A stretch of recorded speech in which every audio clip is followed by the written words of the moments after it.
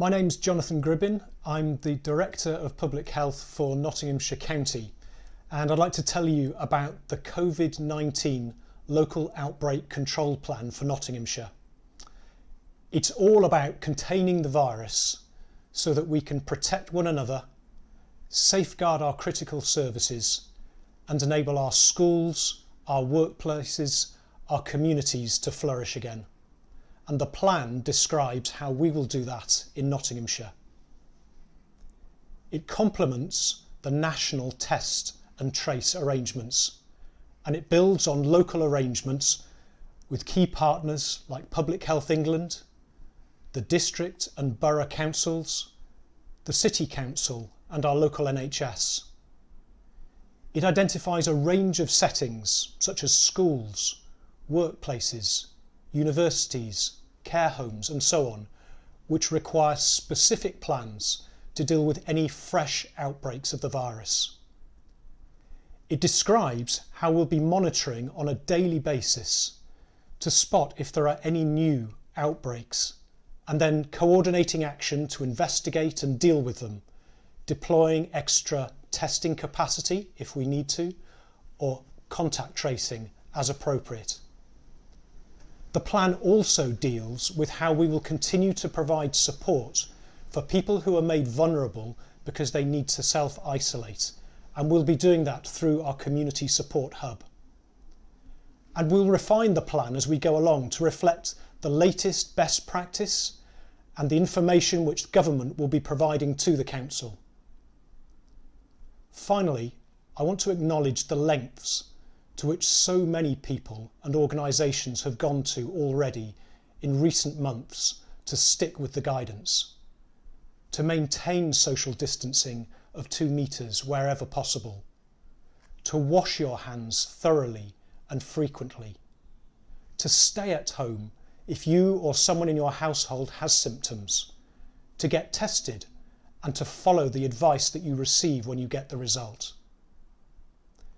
By observing the guidance, you're protecting not only your own life and livelihood, that of your friends and also your loved ones, but also that of people you may never meet, but people who you're depending on and whom we must each depend as well. Your role in that is critical. Thank you for your help to contain the virus. This winter, more than ever, with COVID-19 still circulating, we need help to reduce all avoidable risks. You can help protect the NHS, social care and loved ones by getting the flu vaccine. You may be eligible for the free vaccine at your GP or local pharmacy if you are over 65, pregnant or have a long-term condition. Find out if you are eligible at nhs.uk/staywell. Children up to Year 7 can get the free nasal spray at school or through their GP if they are below school age. If you are not eligible for the free vaccine, you can pay for it at your local pharmacy. The flu vaccination does not give you flu. It reduces the risk of catching flu, as well as spreading it to others. If you had the vaccination in the past, that will not protect you as the flu strain changes every year, so you need to have a new one this year. It is also important to wash your hands often with warm water and soap. Use tissues when you cough or sneeze, and bin used tissues as quickly as possible.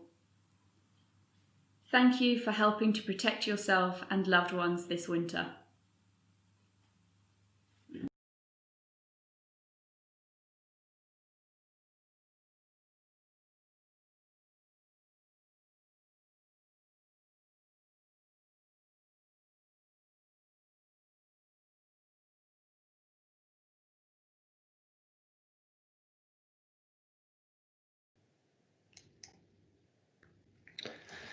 Hello, good afternoon.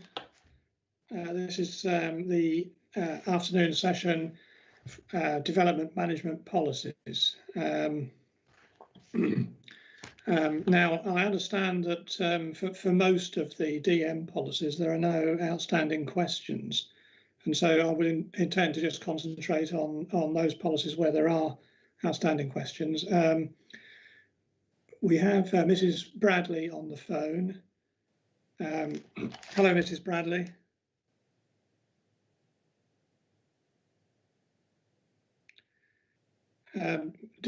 Mrs. Bradley, would you say which particular? Good afternoon, sir. I'm no longer muted. I'm here.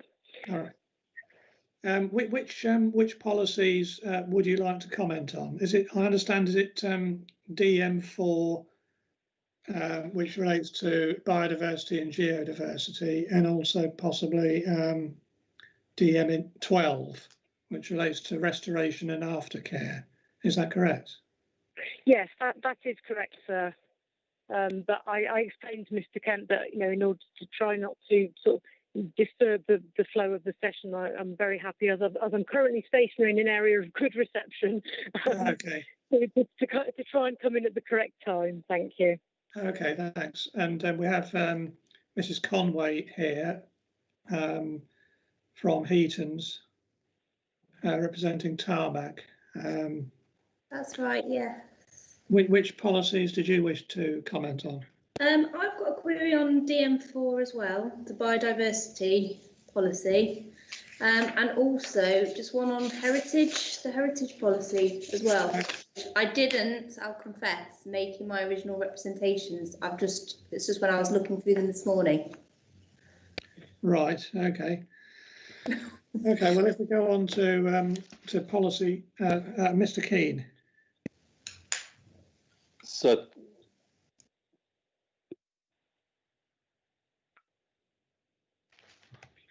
you're on mute at the moment. sorry, I thought I clicked it. Apologies. Can you hear me, sir? I can, yes.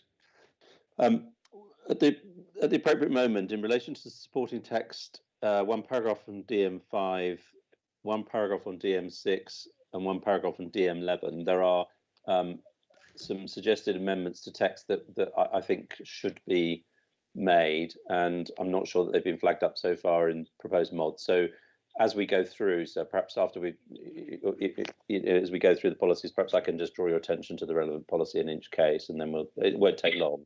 Okay, shall we just go through the policies just in order then? Sure. Thanks. Okay, so policy DM1 first. Policy DM2.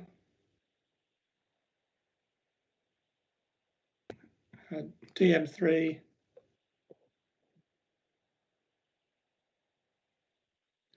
DM4 then.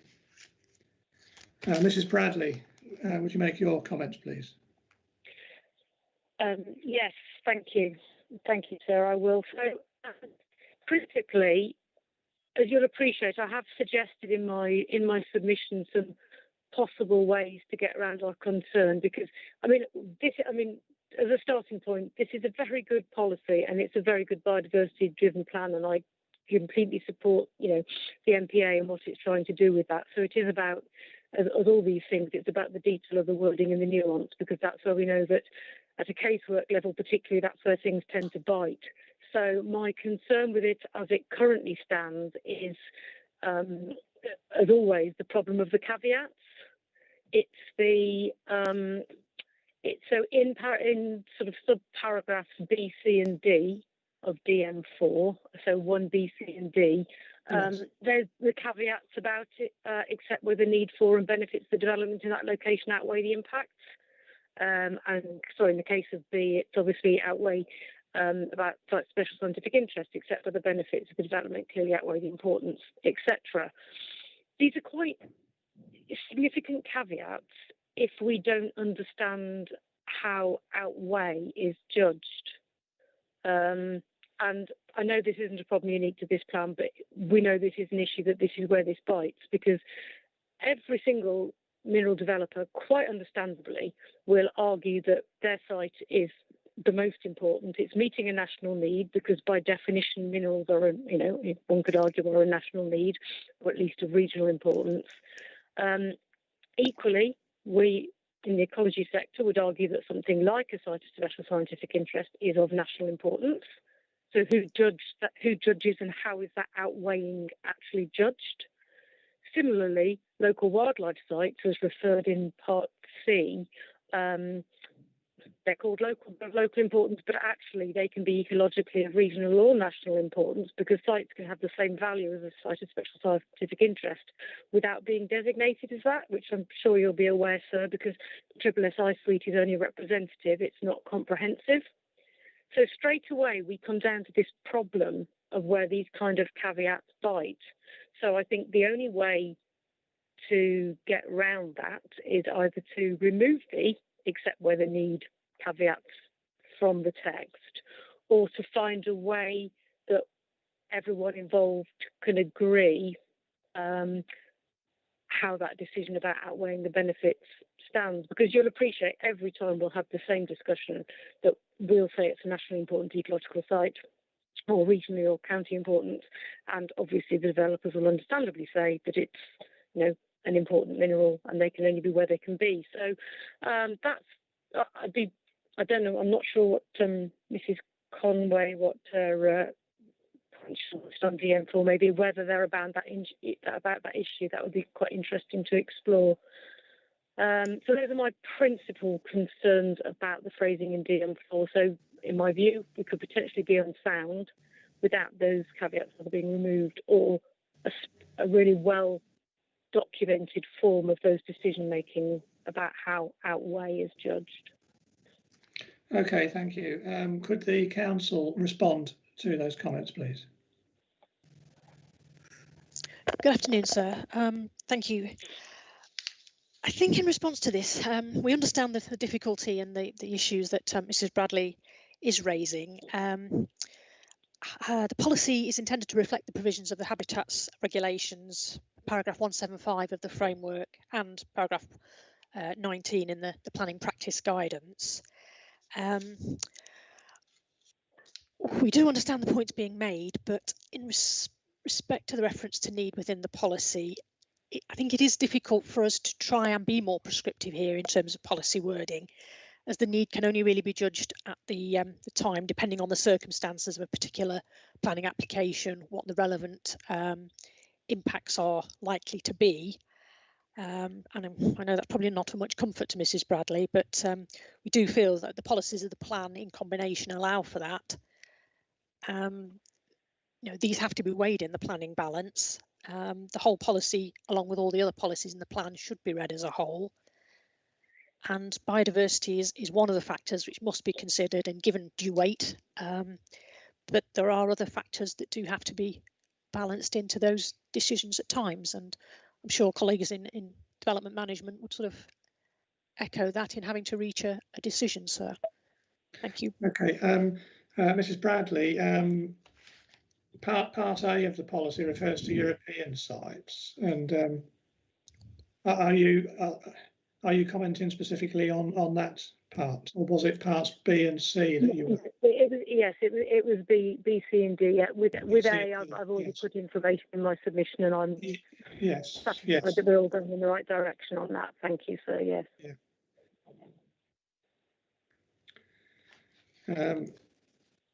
Okay, so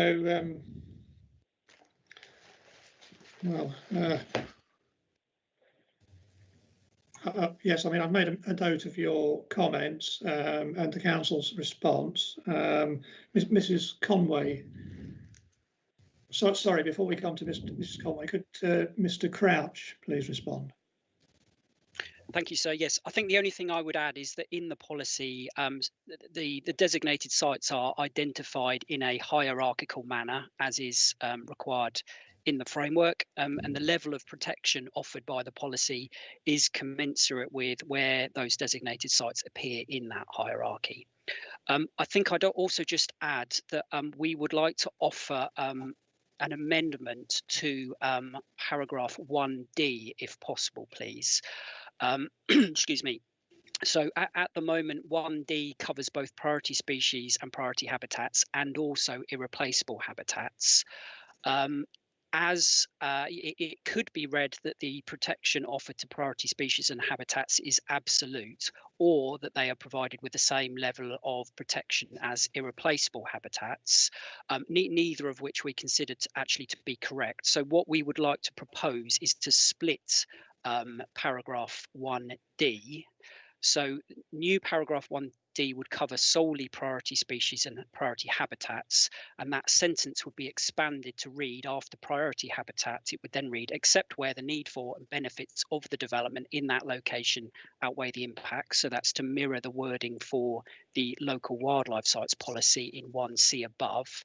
We would then have a new paragraph 1E, which would cover the irreplaceable habitats, and we would propose that the wording would be kept as it currently is in relation to irreplaceable habitats. Okay. Mrs. Bradley, do you have any further comments? Yeah, I'm just trying to think if that relates together. So, and Mr. Crouch-Nick will help me with this because I'm looking at this on the hoof now. So, if 1E is for irreplaceable habitats, will only be permitted where there are wholly exceptional reasons and a suitable compensation strategy. Is that correct, Nick, that you were suggesting? Yes, that's correct, because the framework, as you'll be aware, provides a higher level of protection to those habitats that are deemed to be irreplaceable. Yeah.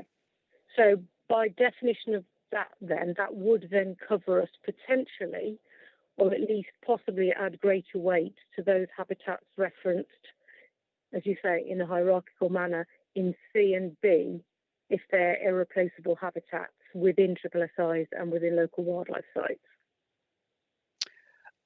Yes, but that, I mean, I think that's the case as the policy is currently written. So I don't think that changes anything in that respect, actually. But yes, those irreplaceable habitats are given a higher level of protection. Okay.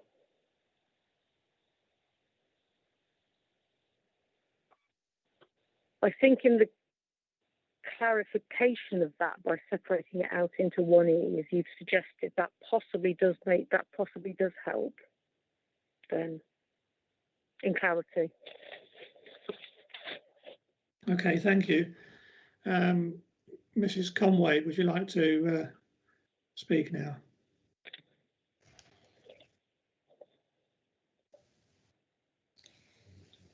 Thank you. Sorry, one of my points was actually to do with point D and separating those priority species and habitats away from the irreplaceable. So I think that's being took on board. Okay. But the question I suppose that I have is in regards to part C and then part D and the use of this terminology for the benefit test and needing to do that. I just wondered where that come from. So I don't read paragraph 175 as needing a benefits test for local wildlife sites. It's for the higher protection areas, so SSSIs, etc.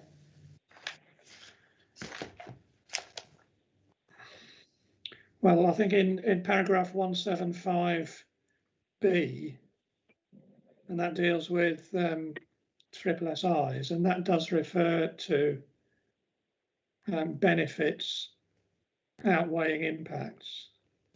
For SSSIs, yeah. Does that then filter down to local wildlife sites as well? Because I don't read it that it does. It should have a hierarchical approach, if you like, to the higher status sites that have benefit, or you need to demonstrate the benefits for the development in that location outweigh the impact. Might be my interpretation, but that's how I interpreted it. It doesn't apply to it's not categoric for everything.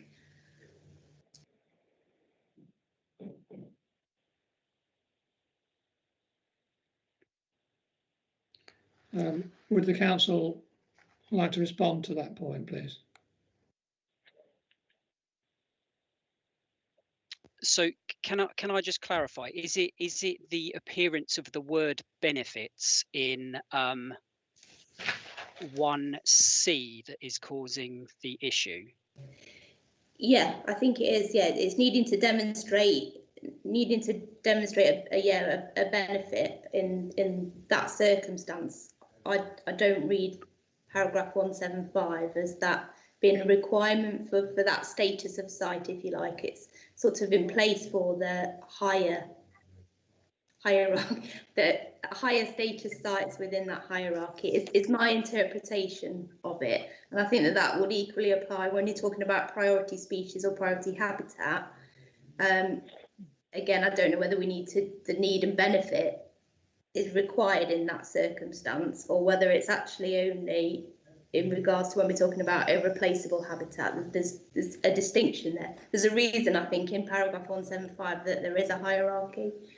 I don't think it's blanket cover for need and benefit for everything, in my opinion. That's my interpretation of it. Okay, if I'm honest, I'm not clear, and I might need some assistance from colleagues on this one, or possibly Mr. Keane. I don't know. I apologise if it's me not being clear in trying to explain it. Maybe that's No. I understand what you're saying. Oh, okay. I'm just not clear whether the policy as drafted is compliant with the framework. That's fine. That's fine. I think, yes, if I could just come in there, I think obviously this has been drafted, so looking at the relevant guidance and regulations. I'm just trying to call up in the planning practice guidance whether there is something in there that might illuminate why we came to that wording. If you could just bear with us one moment, so we'll try and draw up that reference.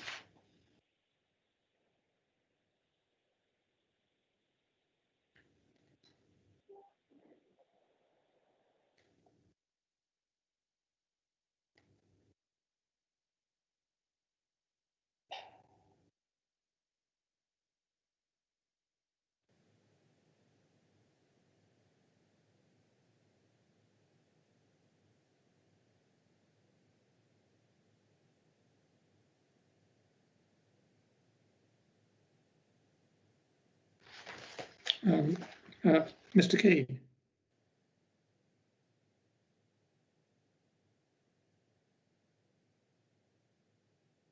I think Ms. Conway has a point about the cascade of it, as it were, but I haven't been able to turn up the PPG just to check, and I wonder if we might come back to you on this, sir.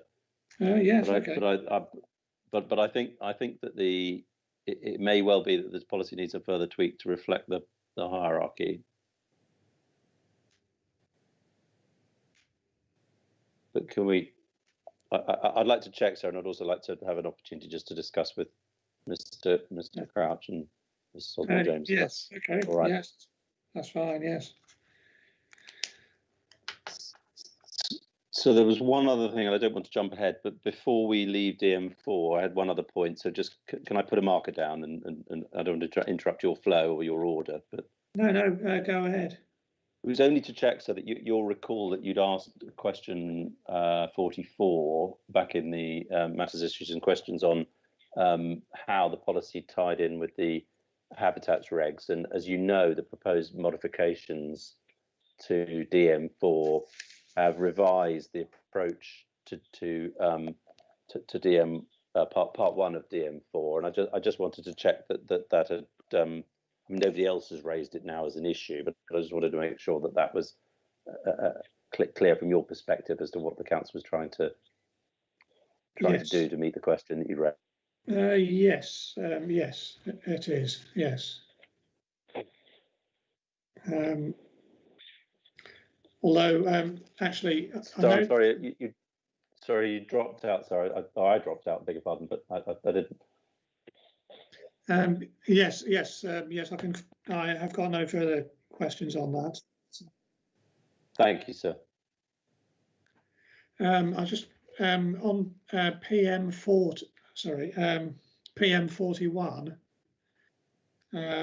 That refers to paragraph 5.58.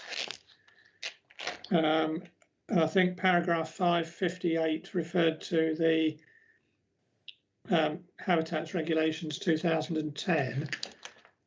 And I'll just point out that PM 41 seeks to correct that, but it refers to the Environmental Impact Assessment Regulations. I think it should refer to the Habitats Regulations 2017. Yes, sir. Yeah. There's one other reference earlier in the plan, where is a similar reference to out-of-date regulation, and that's also been picked up. I can. It's not in the context of this policy, but there were two in the publication draft, and both of them have been picked up to update them to the current regs. Okay.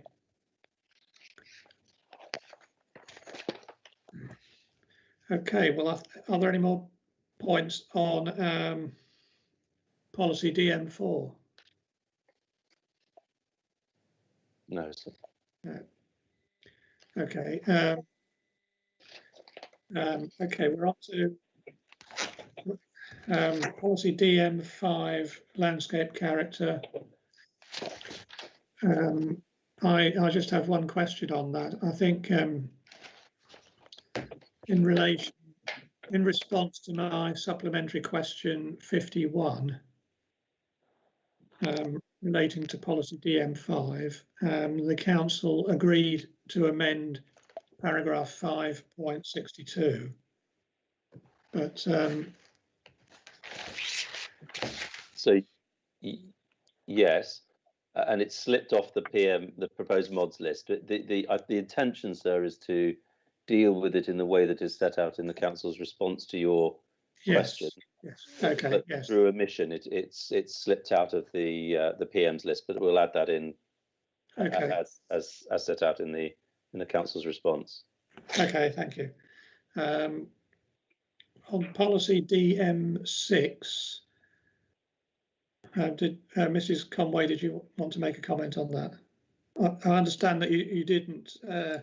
Apologies, I think comment originally on it, but I didn't. I'm sorry as well. I just dipped out, so I wasn't quite sure where we were for a second there. Am I back again? Yes. Okay, good. Yeah, DM6. It was just a query on the first parts 1 and 2 of that policy, and whether there should be a distinction in accordance with paragraph 195 of the MPPF about substantial harm and less than substantial harm. Again, my interpretation of that is there's some exception tests or a distinction between the two.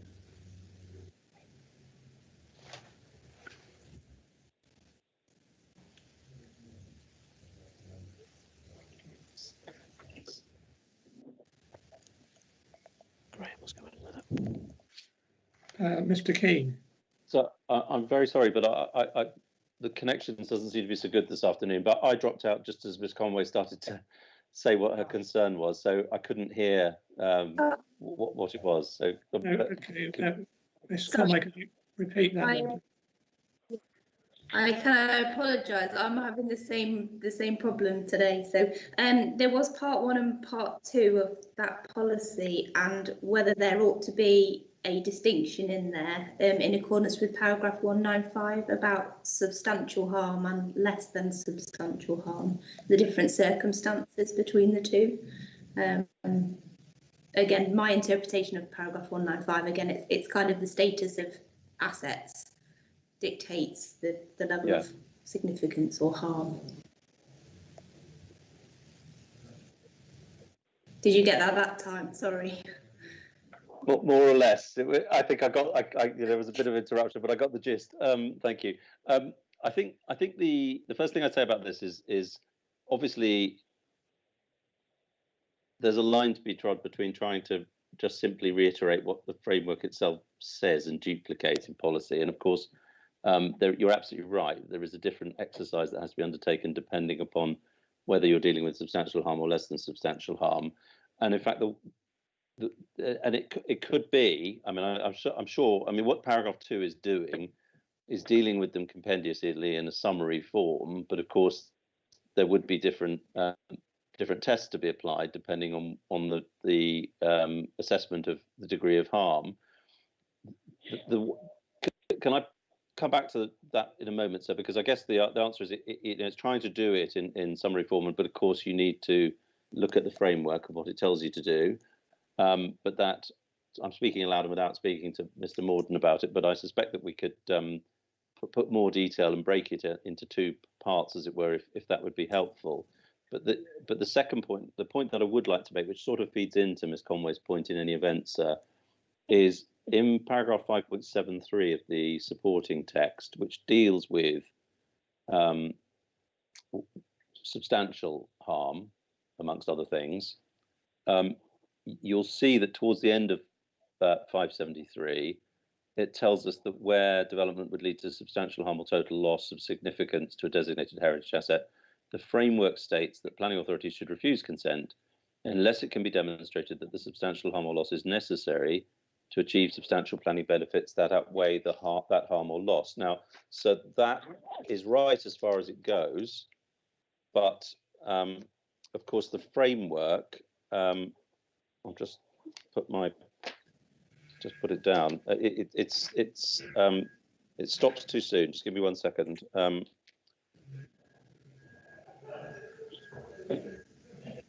Yeah.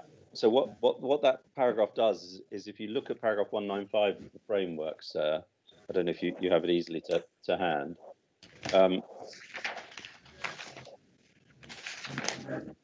You'll see that the second half of 573 effectively reflects the body of the paragraph before the A, B, C, D subparagraphs. And what's important to note there is that outweighing that harm or loss, there's then an alternative test, which is or all of the following apply, and then you've got A to D.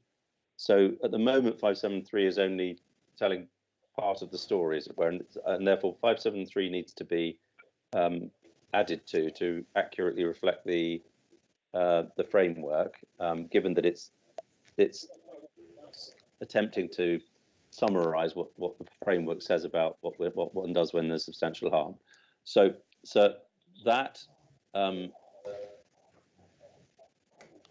that might go some way to answering Ms. Conway's point, but so actually looking at it, what we don't have in the supporting text then, unless I'm missing it, is a similar paragraph on what the balancing exercise is if there's less than substantial harm. Yeah.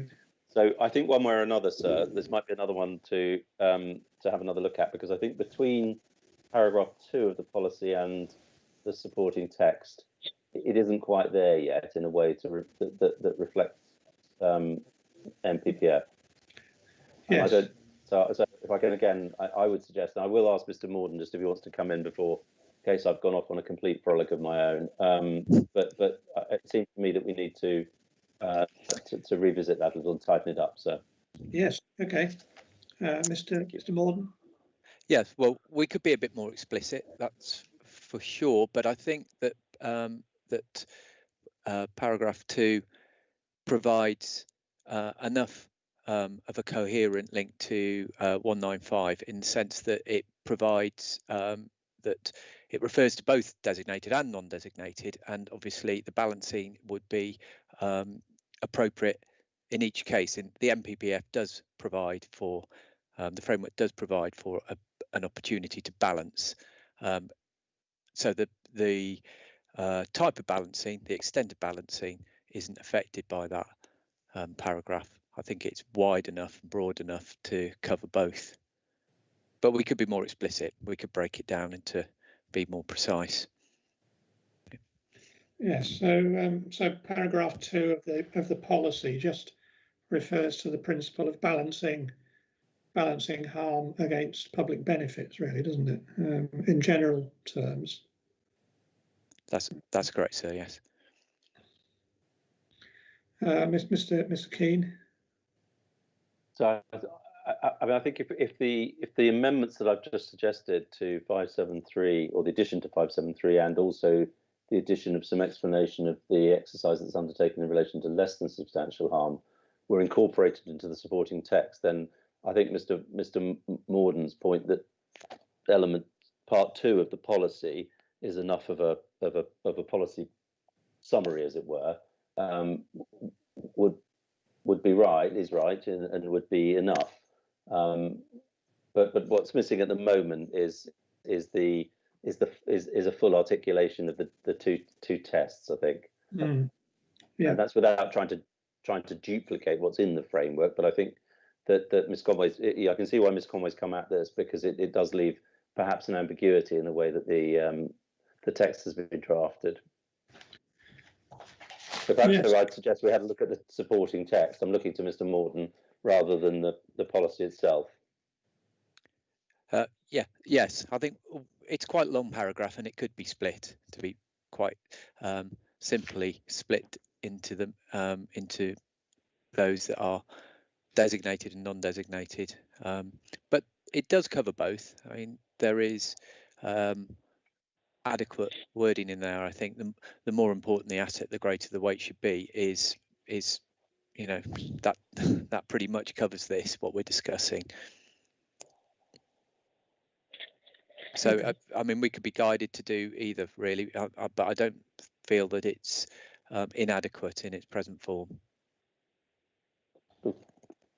Okay. Well, shall we leave that now for the time being then, and we can cover that in the review session. So. Okay. Are there any comments? So policy DM7.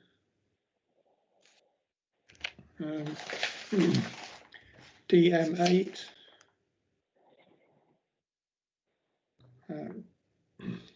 DM9. DM10.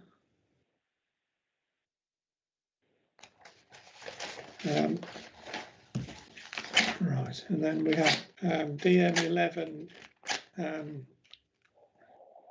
planning obligations.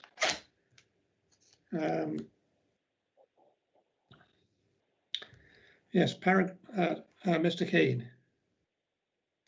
I think you're about to make the point I'm going to, sir. Is it 5118? Yes. So the council's seen your comments. We've discussed it. I think you're absolutely right. I think the solution to the question you raise is to take 5118 out. Okay. If that short circuits matters. Yes, that's what I was going to say. I mean, I'm just a bit uneasy about it being in a development plan. Really, Understood. It could be interpreted as being, material. So yes. I agree. Okay. Thank you. Right. Policy DM12. Mrs. Bradley. This is the policy on restoration, aftercare and after use. Yes, sir. I think, I mean, I'd made, can you hear me? I'm not sure. Yes, I can. Yes, thanks. Right, Yeah. Thank you. So I've disconnected 4 times, unfortunately. My reception seems to be getting worse and worse. So if I may, can I bundle a couple of things in together here in case I get cut off again? Yes. In terms of restoration and aftercare in general, again, I completely support the thrust of the county's policy, and that's excellent. I think that in order to be in accordance, I suppose, with the developing thinking on things like biodiversity net gain and the standards that the government are likely to be setting, you'll be aware, sir, I'm sure, that 30 years appears to be the number of years that's being put forward, for example, for habitat creation to form part of the nature recovery network. That's what's in the DEFRA SEA, on which they've calculated the costs of biodiversity net gain and its contribution to nature recovery. So I think that the aftercare expectations should be that for mineral sites as well. In some cases they already are, and the county's done an excellent job of negotiating some extended aftercare periods on some current sites. Very good indeed. I think that should be consistent, and 30 years is certainly the figure that's being used. And in fact, you'll recall, so we talked about the biodiversity calculator the other day. I think it was in the Monday afternoon session. That the figures in that are predicated on 30 years. So that would be one point. The second one is kind of spans restoration aftercare, and if I may, it takes us into development briefs, because the way my phone is going and my reception is going here, I think I'm going to have to disconnect soon, I'm afraid. So if I can say what I might have said then. Yes. This is just it about the best and most fertile land and best and most fertile soil issue.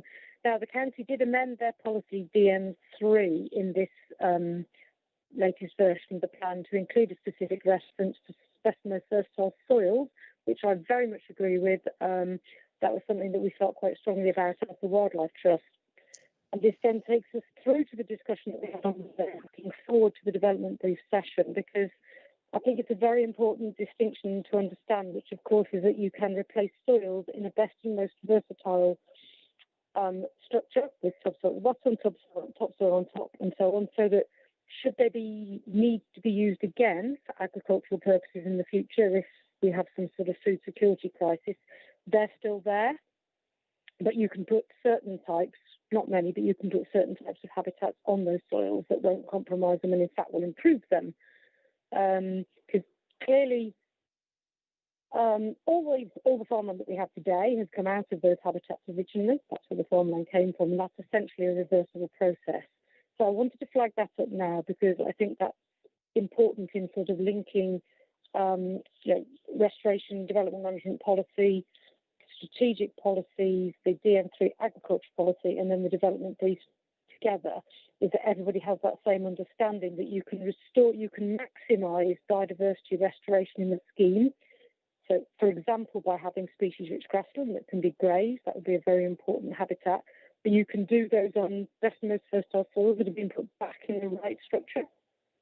So I want to get that point in now, because there may be a pushback from some of our colleagues and applicants in this session, who are applicants in the session later, that I won't be able to attend about that. So it's a kind of preemptive comment on that. So in that case, I consider that what the changes the county have already made in DM3 to add soils in as well as BMV land is excellent. That needs to then be reflected in the understanding of BMV land and BMV soils in the development briefs. And of course, then it relates back to this development management policy and restoration. I don't know if that helps there, but I think it's a really important understanding that that's essential for how we may be able to get over this difficulty of the apparent national tension between restoring biodiversity, recreating ecological networks, massive 30% biodiversity net gain, and then trying to obviously maintain land for food security for the future and BMV land and soils. So I think it's probably the most helpful, nuanced way of trying to reconcile those two things. Yes, thank you. Are you saying that additional wording should be incorporated into policy DM12 to cover that? Yes, I think if it's clear that yes, exactly, that would be very helpful. What's the council's response, please, to that? Thank you, sir. I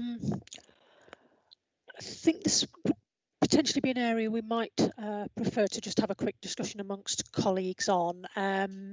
We have got that reference, I think, that was made within DM3, and as I'm sort of thinking on the hoof here, that maybe there could be something done within the supporting text that might address this.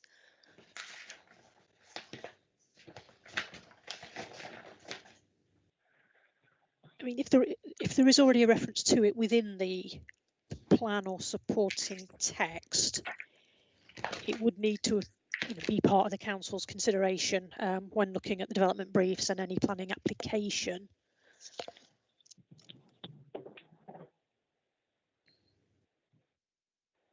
I think perhaps before I go any further, I'd rather sort of have a few moments perhaps with colleagues just to before we sort of suggest a change to policy without having a chance to reflect on that. Yes, yes. Thank you.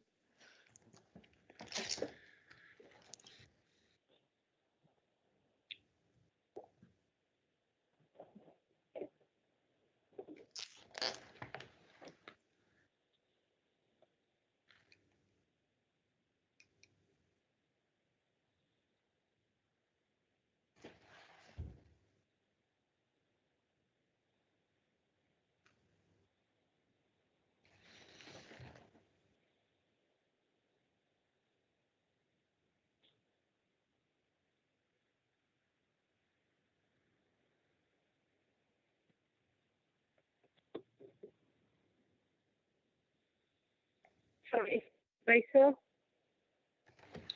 Hello.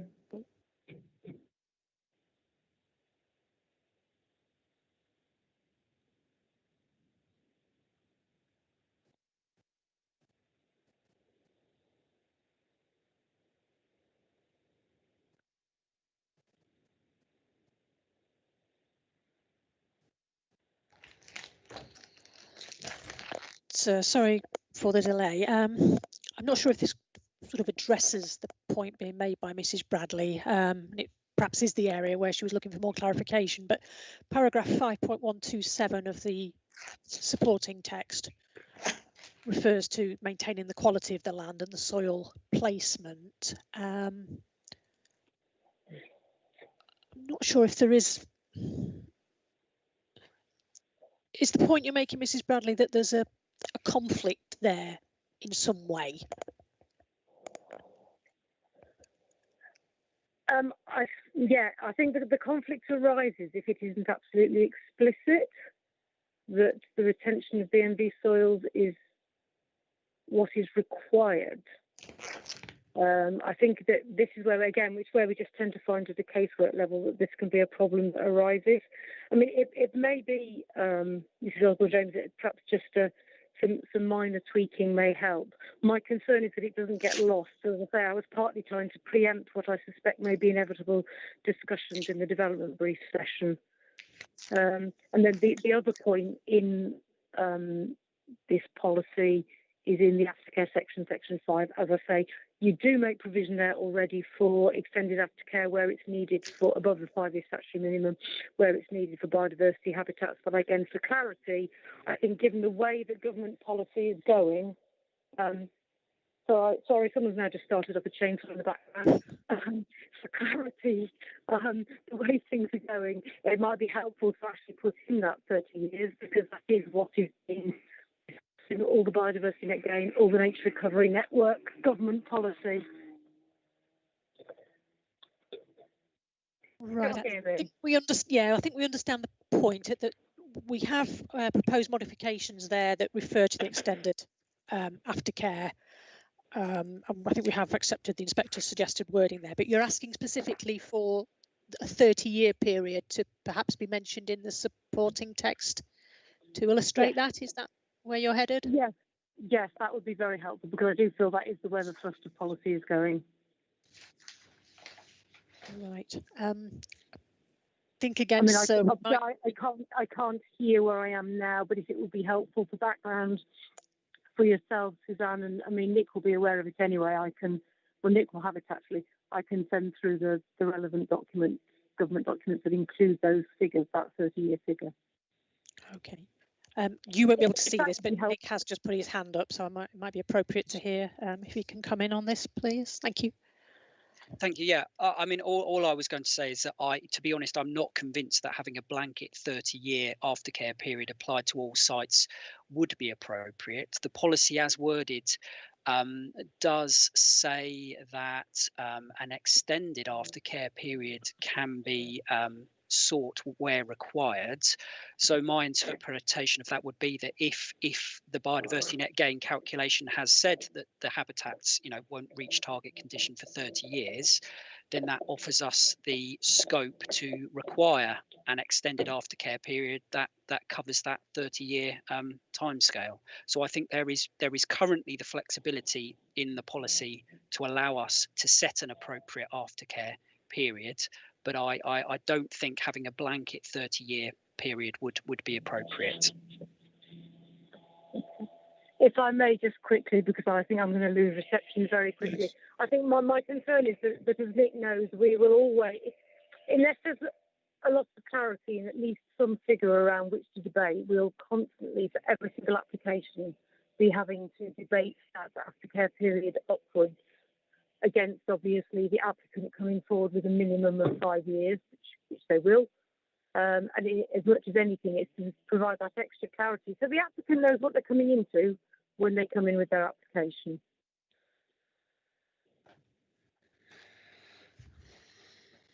Okay, well, thank you for that. Is that something that I mean, how would the council like to deal with that point?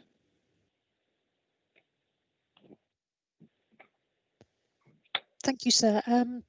I think in light of what my colleague Mr. Crouch has just explained, and I think also bearing in mind that if this 30-year period were to sort of come through in say national policy or law, that would be a material consideration in any case. I think colleagues will shake heads at me if I'm going too far, but I think the plan as written would cover those circumstances, as Mr. Crouch says. I don't think we need to have the specific caveats in every part of the plan. The plan has to be taken as a whole, and all parts of the plan, any national policy, any subsequent circulars that may come forward or new regulations would have to be part of that planning decision, and applicants would be made aware of that through the development management process. Thank you. Okay, yes. Mr. Keane. So thank you. Just to endorse what Mrs. Osborne-James has said and Mr. Crouch before her. You've heard from Mr. Crouch as to why the wording of the text is sufficiently adequate and flexible. And if I may, so the danger with enshrining now a figure that some of us may or may not think is likely to come out of the wash in due course is that, of course, if things don't happen in that way, then you've got a rather odd looking and outdated reference, which doesn't help anybody. And for the more important points, there is that for the reasons Mr. Crouch has explained, that this is sufficient to do what it needs to do. Okay. Mr. Crouch, do you wish to say anything further? No, sir, I don't think so. Thank you. No. Okay. And Mrs. Osborne-James? Sorry. Sorry, sir, I'm guilty as one of my colleagues. My hand's still up. I'm sorry. Okay. Are there any further points on policies DM13 to DM17?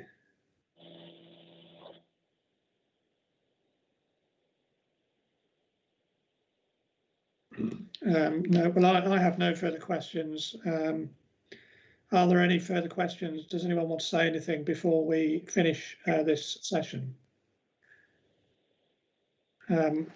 Mrs. Bradley, I thank you for your comments. So you have taken your comments that you may not be joining us for the second session this afternoon. No, I'm afraid not, sir. It's becoming impossible here.